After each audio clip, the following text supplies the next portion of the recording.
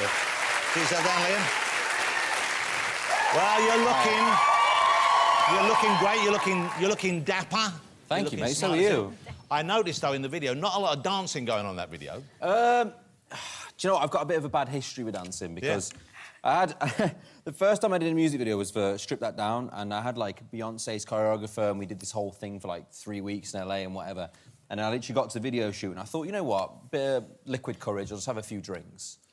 That's where it always starts. So I thought, yeah, I'll have a few, whatever. And the dancing was later on in the video, but by the time I got to the dancing, I was so lit by the time I got there. Like, I got so nervous, and I was like, my feet wouldn't move, and I can just remember Jaquel, who was the choreographer, being like, you better move!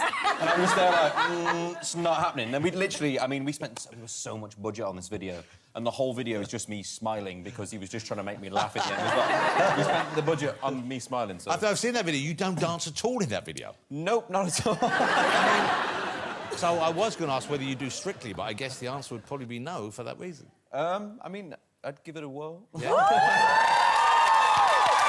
be amazing.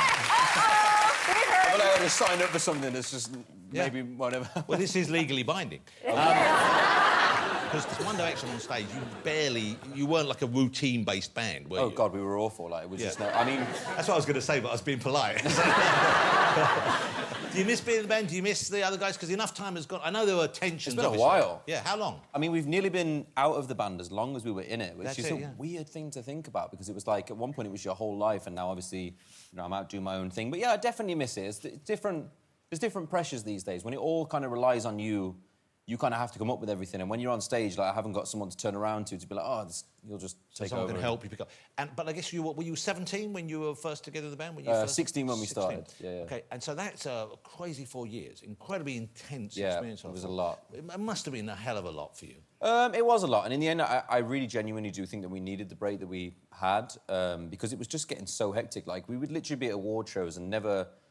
We'd win the most awards on the night and then never see the after party. We would already be on a plane going somewhere else to do the next show, to go somewhere else. And just by the end of it, it's like, you know, we were kids, man, so it was pretty crazy. And so who helped you through that? Who would you rely on? Who would you talk to when you were feeling that sort of pressure? I feel like me and Louis always had the most connection through everything because, I mean, there was a point where we did not get on at all. We at the beginning, you were not friends, there was huge friction. Like, we had this one massive row one night where... Like, he was, like, playing my video from when I was 14 on the show by myself when Simon said no, like, replaying it in the bedroom, and I was like, oh, my God. But that is... I hate you so bad right now. He was like, and Simon's going, it's a no. No, I mean, at the start of it, me and him just didn't click at all, and I think it's because we both had that leadership thing within us, but then we kind of got to a point where there were certain things he was better at making decisions on, and then there was other things that I was better at making decisions on, so we kind of bonded together, and then, I mean, bless him, I mean, Lou's been through... so much in the last few years, ever since the band ended. And whenever I have a problem, whenever he has a problem, we always call each other about it and make sure we check in and whatever else. So. And so are you in touch with the other guys as well? Because Louis, you're obviously still quite close with. I don't know if you've seen him, but are you in touch with the other guys? Yeah, I mean, I speak to Niall every so often. I haven't spoken to Harry in a long time now. And Zayn, I mean, Zayn left, so I haven't seen him since... Well, Zayn was the first to go, wasn't he?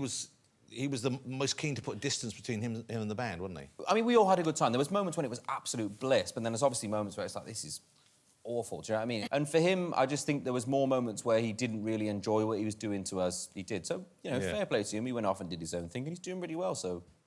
But I noticed your material that you do now, like the single we played earlier, you've got the album coming out now, and your earlier solo stuff, it's different, it's got a different feel to it than the One Direction stuff. Yeah, I mean, I feel like a lot more of me comes out in my own project, but I feel the same for everybody else. I mean, you know, Harry's doing off what he does, and the other boys doing their thing, and it's like, the funny thing is, the name couldn't be more ironic at this point, because it's One Direction, but we've all just gone...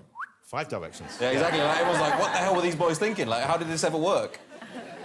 When will you get back together? Would it be just because of tax bills, or is there any desire in the future? Because that's a legitimate reason. That is a legitimate reason, and never be ashamed of that. Hey, I mean, it happens. Yeah. But have you discussed, has anyone raised that? Because there would be a huge appetite for that. Maybe it's too soon, I don't know, but...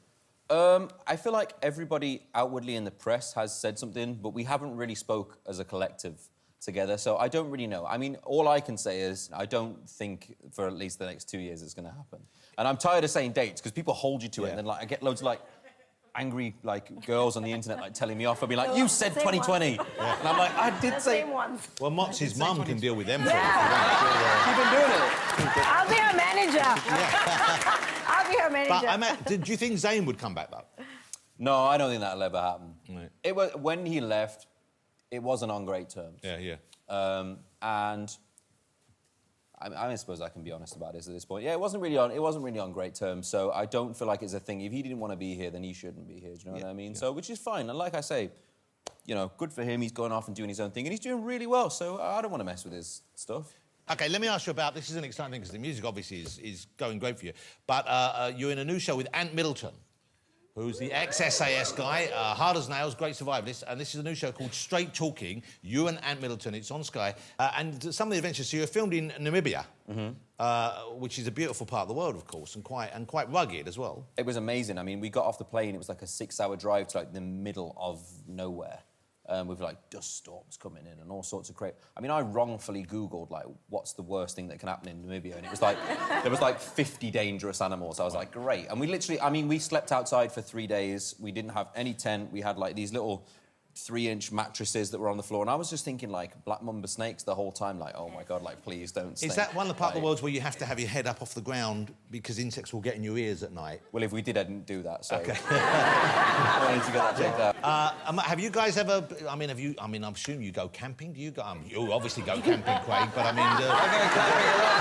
I said, no, I've had terrible experiences camping. I bought all the lovely stuff. I bought a little kitchenette, made the whole thing up, went camping, thought I'll do, you know, the right thing by my new boyfriend and join his group of campers. And then we got kicked out, darling. But you have to... Champagne. You can't... No, not from champagne. You can't talk after 10:30. I mean, you can't do anything. It was a family-friendly one. I was devastated. Shirley, have you been camping? Yes, I went camping with my first fiancé when I was 17, and he said it would be this great experience. We shared a tent with 2 of his friends. I was young.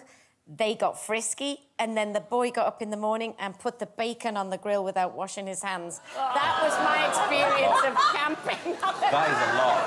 That was awful. They were rummaging in that sleeping bag thing, and then putting the bacon and the sausage We got the picture. on the grill. We got it.